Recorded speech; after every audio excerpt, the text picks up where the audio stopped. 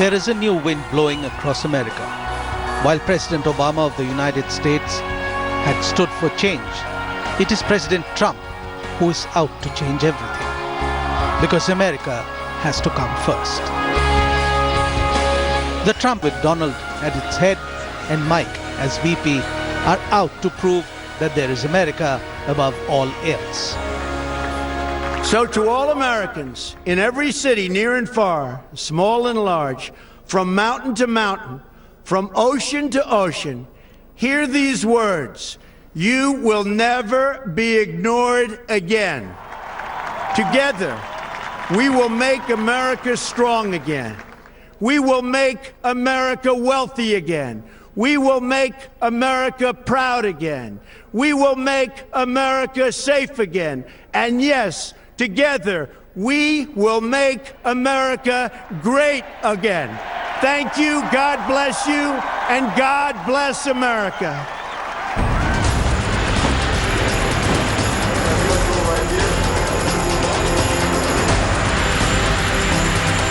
Great changes were in the offing, and the moment that the transfer of power took place in Washington, D.C., not only did Donald Trump replace Barack Obama, but the White House website got dramatically reorganized. Where Obama's White House website housed information on civil rights, climate change, LGBT rights, healthcare, immigration, education, and the Iran deal, among others, Trump's White House website instead lists just 6 issues. America First energy plan has replaced climate change as a priority. Bringing back jobs and growth focuses on lowering taxes. Civil rights has been replaced with standing up with our law enforcement community and emphasizes the lawlessness of illegal immigration.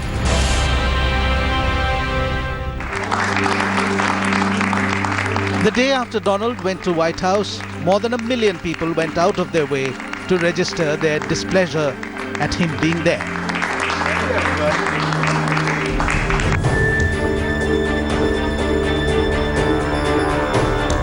The Women's March on Washington was believed to have exceeded 1 million participants, as the huge rally in the Capitol and US marches from coast to coast went off peacefully despite huge numbers and palpable anger at the agenda of President Trump. We have to protect healthcare in general. We have to protect immigrants' rights. We have to protect LGBTQ. It's not that we hate Trump, but we hate what he stands for, and bigotry and racism, we're not going to stand for that. The way things bore out, it's scary for me as a parent. Almost to me, in every place, and I'm here to support them. Today marks the beginning of our story. The revolution starts here. The crowds were of remarkable size in many cities like Chicago, Los Angeles, and New York. Rallies were held in Boston, Atlanta, Seattle, Nashville, Houston, Denver, and in different cities around America and the world.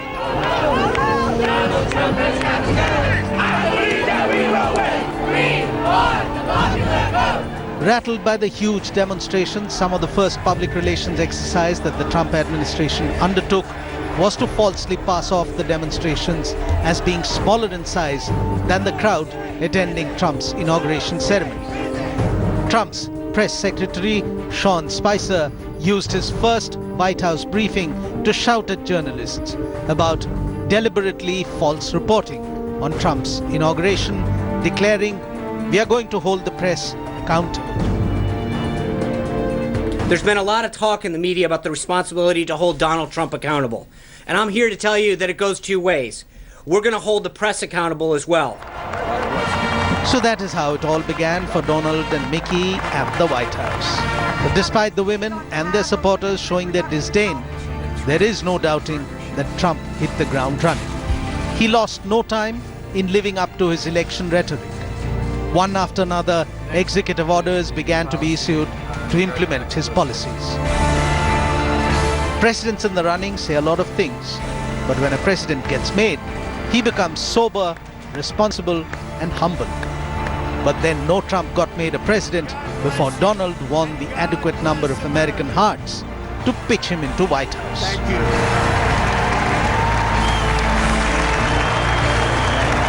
I want surveillance of these people.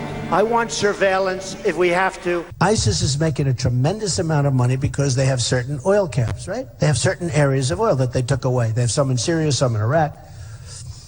I would bomb the shit out of them. I will take care of women. I promise I will never be in a bicycle race. Renegotiate our foreign trade deals. I will take jobs back from China. I'll take jobs back from Japan. I'll take jobs back from Mexico. I'm all for building safe zones in Syria, which is much less expensive. First, Trump got America out of the TPP, the Trans-Pacific Partnership Trade Deal. Then, he reinstated a ban on providing federal funding to aid groups that perform abortions. And then, he signed orders to allow construction of oil pipelines through Native American reservations. The pipe projects had been blocked by Barack Obama's administration, partly because of environmental concerns. But Trump has questioned the science of climate change and campaigned on a promise to expand energy infrastructure and create jobs. On the sixth day of creation, God supposedly created all animals that live on dry land. But on his sixth day, the almighty President Trump signed an executive order that was to leave some of them high and dry. Trump decided to tell Mexico to go climb a wall if they wanted in. He decreed that the multi-billion-dollar wall separating Mexico from the US will get built. I've said many times that the American people will not pay for the wall. And I've made that clear to the government of Mexico. The question remained, who will pay for it? According to Trump, it has to be paid for by Mexico because US would be building them the wall to ensure that Mexicans remained in Mexico. Sadly, the Mexican president did not see the light of the Trump logic and more than once flatly refused this friendly offer. Enrique Pena Nieto even cancelled a visit to Washington to make forceful his point. So now President Trump is mulling levying high taxes on Mexican imports to fund his wall. Our country's policy is to tax exports and let imports flow freely in, which is ridiculous. But by doing it that way, we can do $10 billion a year and easily pay for the wall just through that mechanism alone. If you think about what a border tax on imports from countries like Mexico that we have a huge trade deficit does, that's really going to provide the funding. Donald Trump understands the pulse of those who voted him in. He not only speaks their language, he thinks like his supporters. He understands their emotions, and he shares in their fears of unwanted immigrants. The 45th President of the United States of America announced some immediate policy changes to block undesirable immigrants from entering this nation of immigrants. And this is the protection of the nation from foreign terrorist entry into the United States. We all know what that means. Protection of the nation from foreign terrorist entry into the United States. Trump seems determined to undo what Obama did. Marking a draconian shift in US policy, he issued an executive order that denies refugees and immigrants from some Muslim-majority countries entry to the United States. With a simple stroke of his pen, President Trump issued extreme vetting measures intended to keep terrorists out of the United States.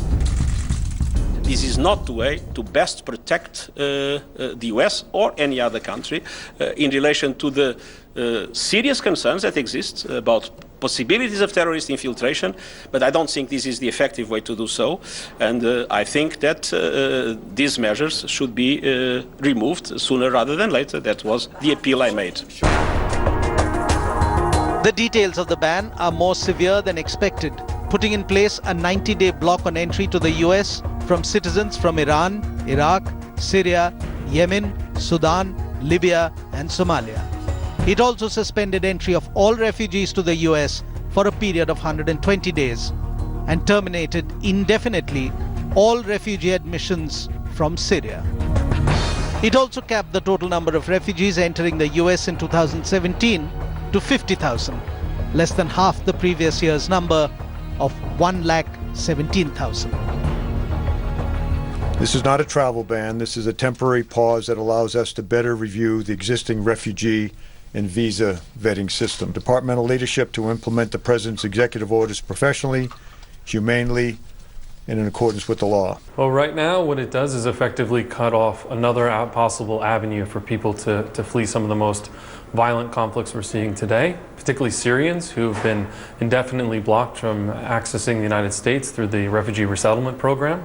These are people who have lived through 6-7 years nearly of war, and back home have very little access to health care, face extreme violence, and also face a very uncertain future in some of the countries they settled in places like Jordan and Lebanon and Turkey as well. While Donald's team is trying to play down the fact that this is a Muslim ban, Rudy Giuliani, mayor during the 9/11 attacks, admitted that Trump had come to him to ask him how to do a Muslim ban so it could be legal. What Donald Trump wants to do, what Homeland Security wants to do under him, is focus on the criminal illegal aliens and get them out of the United States. Who possibly could object to that? Strangely, Saudi Arabia is not on the list, perhaps because best friends forever Saudi Arabia has powerful monetary sway over the US government and Trump. The refugees kicked around like a political football, used as scapegoats by politicians.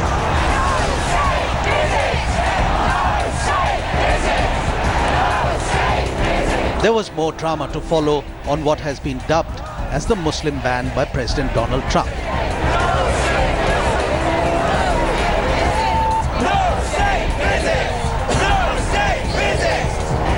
The acting Attorney General of US flatly refused to fight the legal battle in courts where cases were coming up challenging the ban.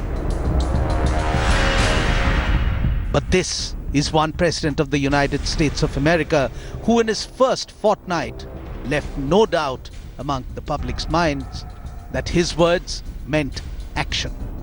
So he acted against Sally Yates. For the Attorney General to turn around and say, I'm not going to uphold this lawful executive order, is clearly a dereliction of duty, and she should have been removed, and she was. Unsettling the hornet's nest, Trump seemed to be going at a breakneck speed. His decision to fire Sally Yates for refusing to enforce the Muslim ban didn't go down well with the Democrats. General of the Department of Justice. They boycotted votes on 2 of Trump's cabinet nominees in retaliation. So Washington warmed up for a long battle over Donald Trump's imminent pick for the Supreme Court. Thank you for being here. I'm really disappointed that my friends on the other side, our Democrats on the other side, are deliberately boycotting this markup. Why that's an important thing for them, I'll never understand, because these 2 nominees are going to go through regardless. And they didn't lay a glove on them as far as I was concerned, during the hearings. They had a chance to ask every question that they wanted to ask. Theatrics followed the appointment of Tom Price for Health Secretary and Stephen Mnuchin for Treasury Secretary in the Senate. It was the only option at the Democrats' disposal to block Trump's cabinet appointees because they are a minority in the US Senate. Trump the Democrats with his Supreme Court nominee in reply. You can't do better from an educational, from an experience, from any standpoint. A great judge will be a great justice, but if we end up with that gridlock, I would say, if you can, Mitch, go nuclear. This paved the way for a showdown over Neil Gorsuch, the 49-year-old youngest Supreme Court nominee in 25 years. As a federal judge, he's known for his judicial restraint and sharply written opinions. That what the president did is not constitutional. Indeed, in the view of many of us, it is immoral. While Trump was being provocative at home, he was also busy phoning up leaders around the world. His phone calls with the Mexican president did not go too well. A transcript showed President Trump complaining about Mexico's handling of tough hombres. But White House was prompt to clarify that the comment was made in a light-hearted manner. With Canada, Trump had no problem with the phone lines. And then he even had a chat with the Indian Prime Minister over the phone. With their distinctive commands and accents in the English language, this might have been a fun conversation to tap into. India is doing great. I'll be speaking to you about some critical issues. I would say our relationship has overcome the hesitations of history. And I could go on, but fast forward to the present. 4 days into presidency, Modi became the fifth head of state the US president called. The outcome? Narendra Modi is set to fly to the US once again, this time to meet the Trump person in person. After all this came Trump's now infamous call to the Australian Prime Minister. It seemed like the beginning of a nightmare for Australia when the phone rang at Prime Minister Malcolm Turnbull's office. The US president called to object to an agreement over the US receiving refugees. Nothing that President Donald Trump of the US of A has done and said so far is out of character. But it still has the ability to what a former US president had coined as shock and awe.